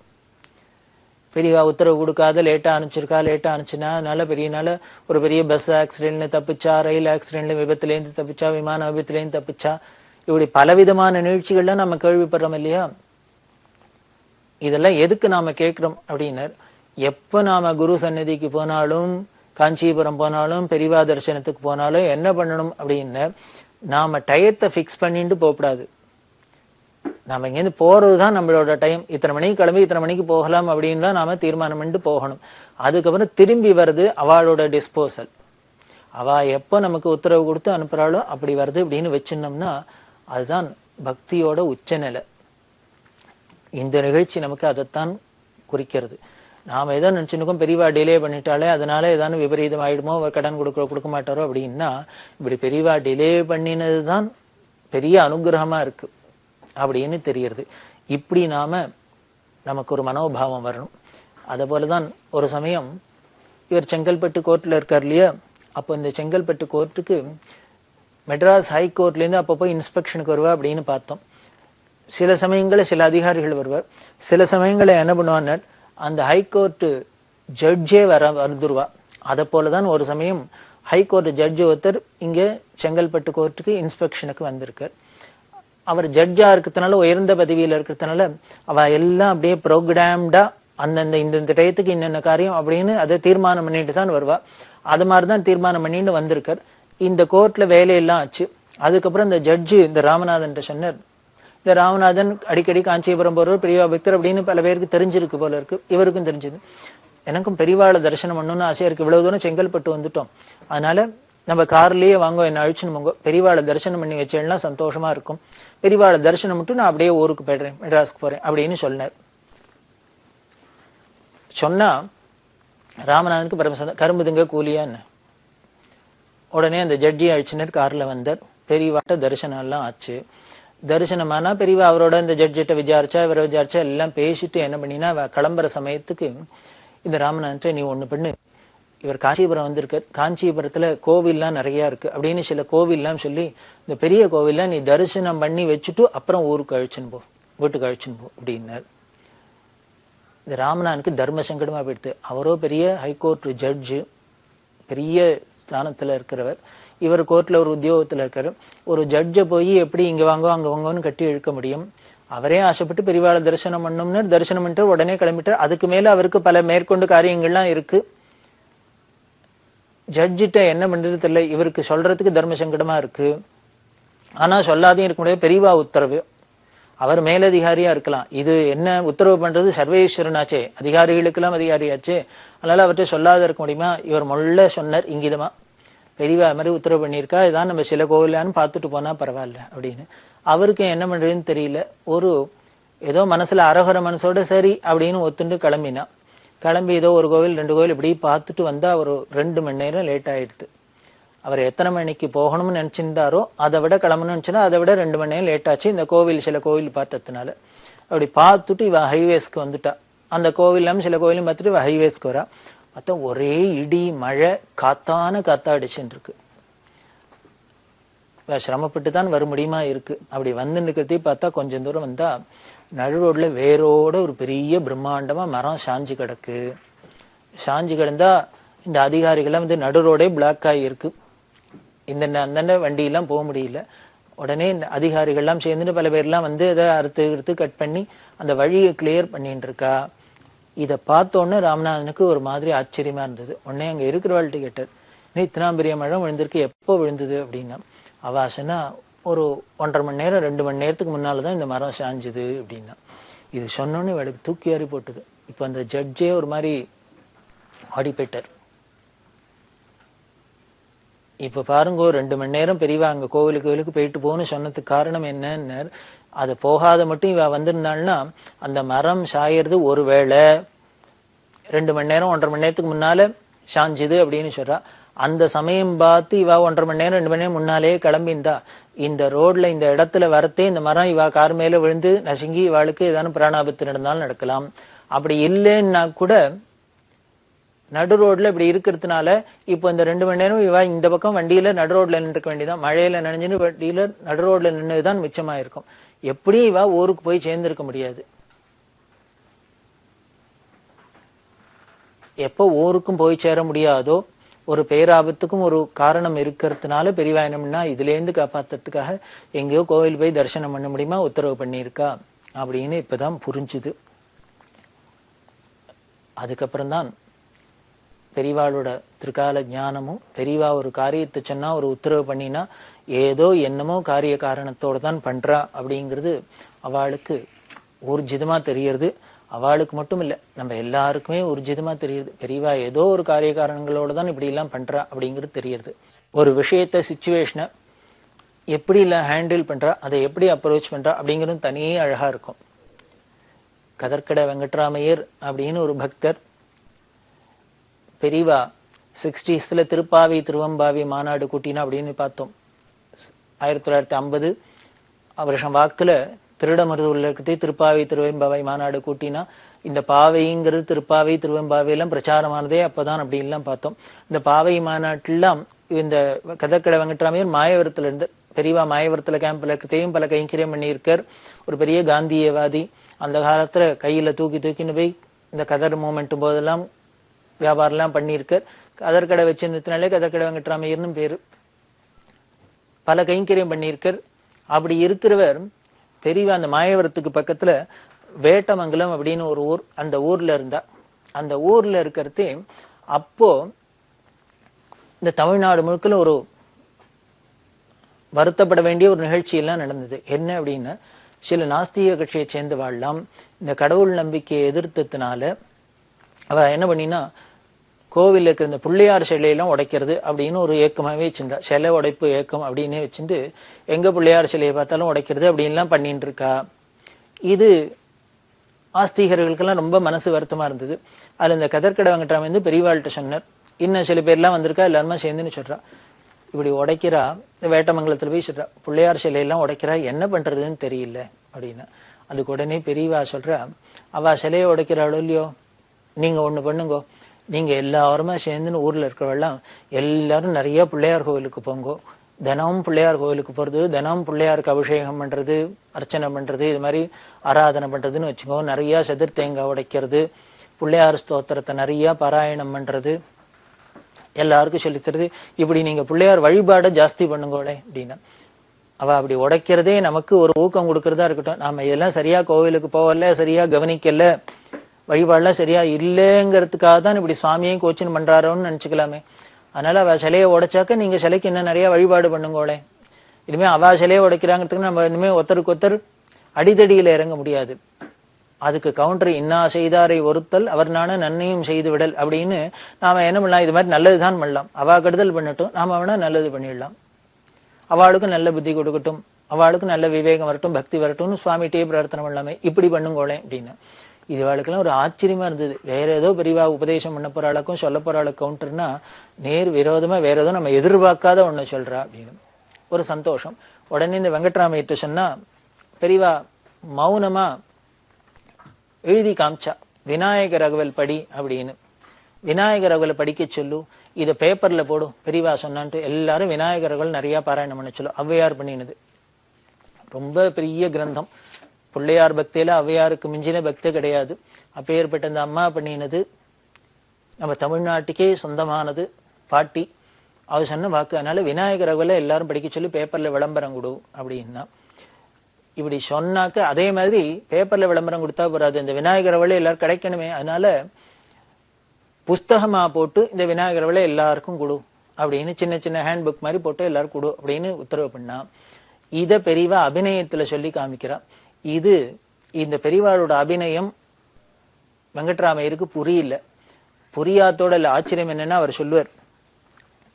இன்னும் ஆச்சரியமா இருக்கும், பெரியவா சொல்றதுக்கு அப்புறம் தான் இப்ப விநாயகர் ரகவல்னு ஒண்ணு இருக்குன்னே தெரியும். அது வரைக்கும் விநாயகர் ரகவல்னு ஒரு ஸ்தோத்திரம் இருக்குன்னு கூட தெரியாது. அதனாலேயே நமக்கு புரியல. இப்படி முழிச்சோன்னு பெரியவா என்ன பண்ணா மண்ணுல எழுதி காமிச்சா. ஔவையார் விநாயகர் ரகவல் அப்படின்னு எழுதி காமிச்சா. மண்ணுல எழுதி காமிக்கிறா. மண்ணுல எழுதி காமிச்சாலும் அந்த இடத்துல வெளிச்சம் இல்ல, கரண்ட் எலக்ட்ரிசிட்டி லைட் இல்ல, ராத்திரியா இருக்கு, அதுவும் புரியல.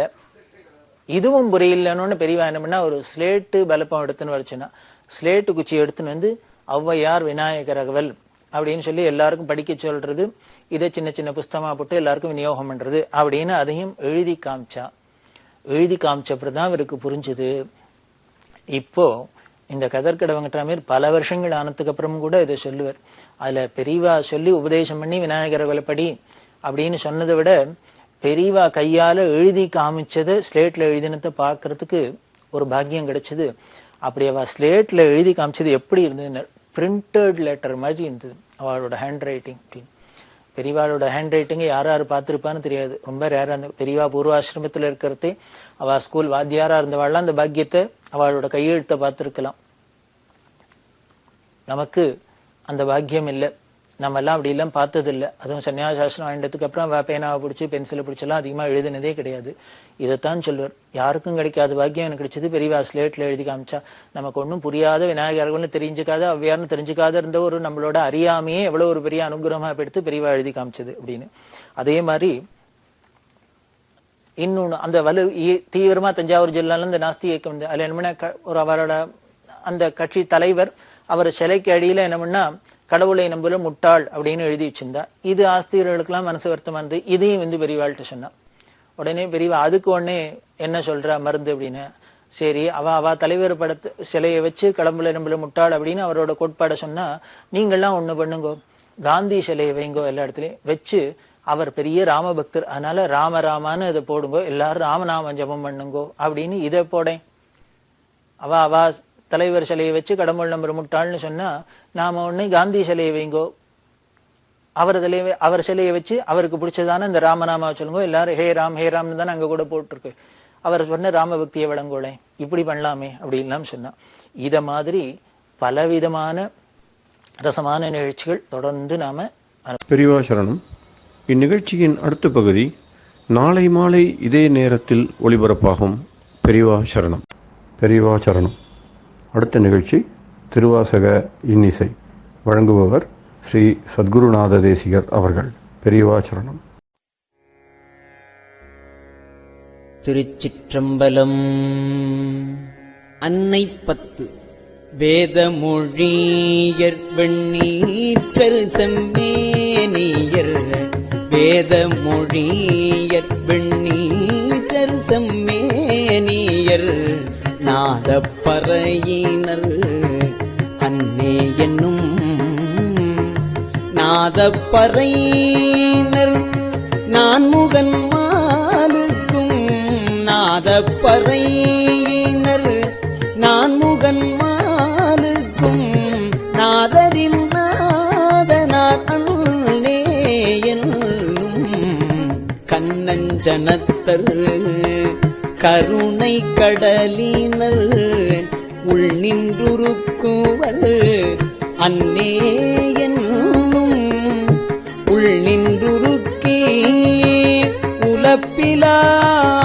ஆனந்த கண்ணீர் தருவரால் அன்னே என்னும் ஆனந்த கண்ணீர் தருவரால் அன்னே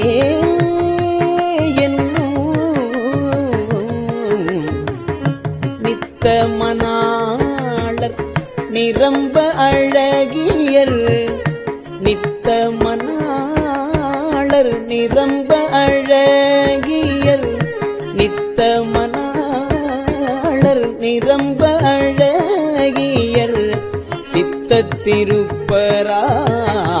அன்னே என்னும் சித்தத்திருப்பவர் தென்னன் பெரும் அத்தரானந்தரா அன்னே என்னும் அத்தரானந்தரா அன்னே என்னும் ஆடர பூணுடை தோல்பொடி பூசிற்று ஓர் வேடம் இருந்தவாறு அன்னே என்னும் வேடம் இருந்தவா கண்டு கண்டு என் உள்ளம் வாடும் இது என்னே அன்னே என்னும் நீண்ட கரத்தர் நெறிதரு குஞ்சியர் நீண்ட கரத்தர் நெறிதரு குஞ்சியர் ஆண்டினன் நாடரால் அன்னே என்னும் பாண்டினன் நாடரால் அன்னே என்னும் பாண்டினன் நாடர்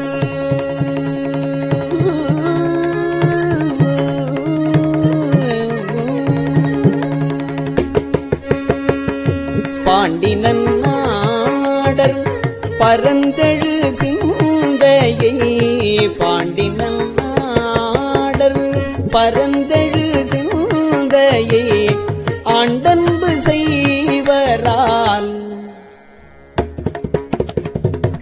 ஆண்டன்பு செய்வரால் அன்னே என்னும் உன்னற்கரிய சீர் உத்தர மங்கையர் உன்னற்கு அரிய சீர் உத்தர மங்கையர் மன்னுவதென் நெஞ்சில் அன்னே என்னும் மன்னுவதென் நெஞ்சில் மாலையன் காண்கிலார் மன்னுவது என் நெஞ்சில் மால் அயன் காண்கிலார் என்ன அதிசயம் என்ன அதிசயம் அன்னே என்னும் வெள்ளை கலிங்கத்தர் வெண்திரு முண்டத்தர் பள்ளி குப்பாயத்தர் அன்னே என்னும் பள்ளி குப்பாயத்தர் பாய்வரி மேற்கொண்டு என் உள்ளம் கவர்வரால் அன்னே என்னும் ஆனா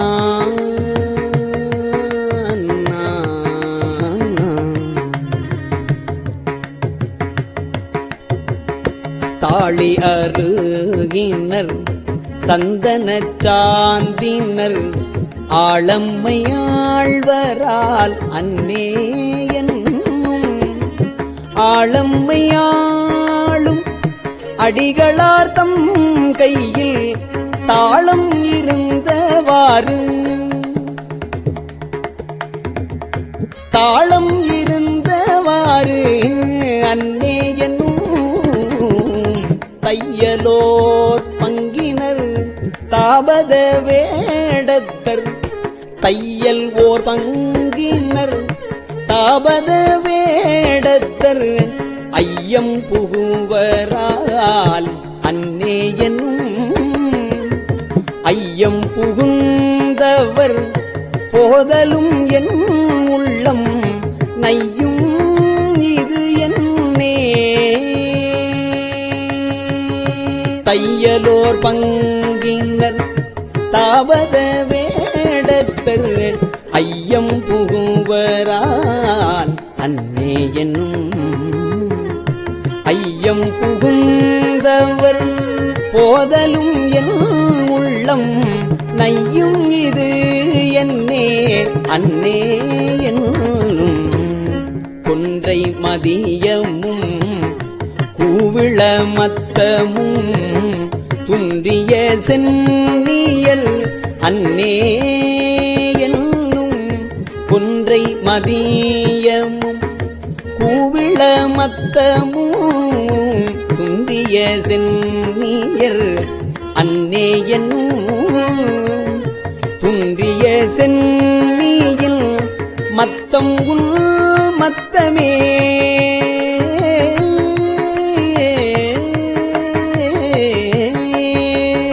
துன்றிய சென்னியில் மத்தம் உள் மத்தமே இன்றனக்கானவாறு அன்னே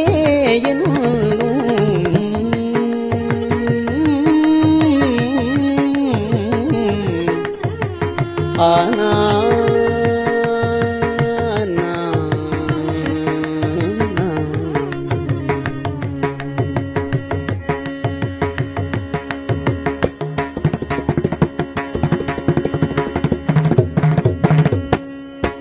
திருச்சிற்றம்பலம்.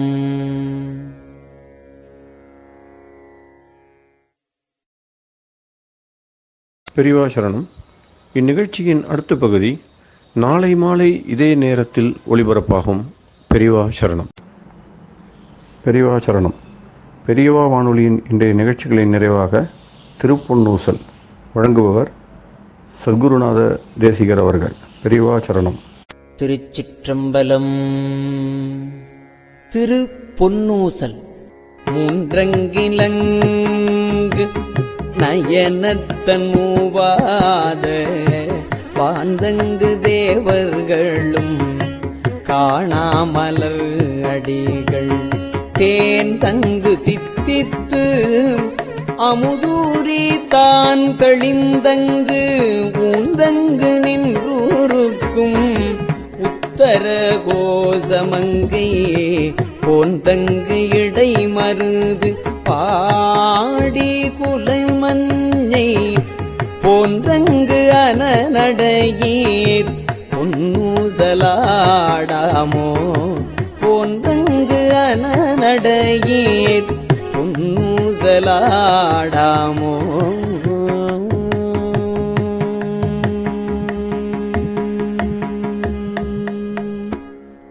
திருச்சிற்றம்பலம்.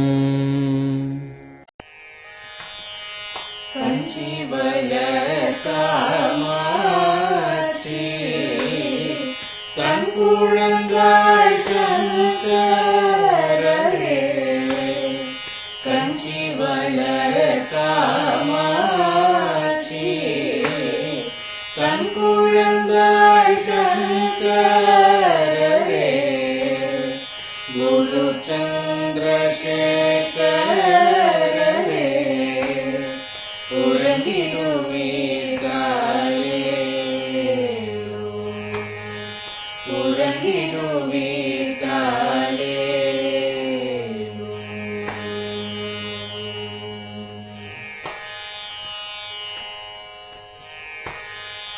ஆதிகுரு சங்கரராய் அன்றொரு நாள் வந்தவரே அறுபத்து எட்டாகும் பீட்டபதி காலே ஏழுலகும் பூப்பவரே காப்பவரே கரப்பவரே எல்லோர்க்கும் அருள்பவரே உலகிடுவீதாயே அயனுடனே மாலவனோ தேடிய பொற்பதத்தவரே அருமறைகள் சாற்றும் முயல்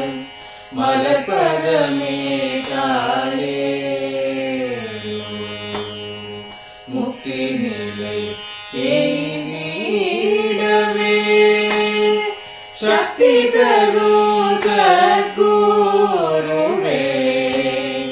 முக்தி நிலை எய்திடவே சக்தி தரும் சத்குருவே நித்தமெங்கள் நாவீசையில் நித்திரை கொள்தாளே நித்தமெங்கள் நாவீசையில் நித்திரை கொள்தாளே நித்தமெங்கள் நாவீசையில் நித்திரை கொள்தாளே.